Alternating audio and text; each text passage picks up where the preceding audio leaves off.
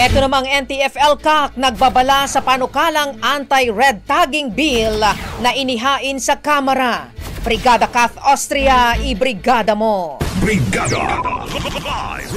Nagbabala ang National Task Force to End Local Communist Armed Conflict na ang panukalang anti-red tagging bill ay hindi proteksyon sa demokrasya, kundi panangga sa mga taga-suporta ng terorismo. Ang panukala ay inihain ni ACT Teachers Representative Antonio Tino at Kabataan Representative Rene Co. Sa isang pahayag, sinabi ni NTF-ELCAC Executive Director Ernesto Torres Jr.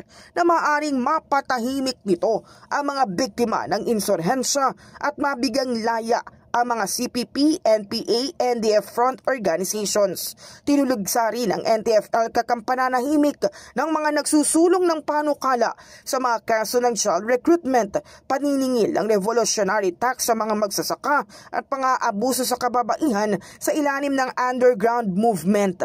Sa huli na nawagan ng task force sa Kongreso na huwag padala sa maling naratibo at ikiniit ang kapayapaan ay dapat nakabatay sa katotohanan.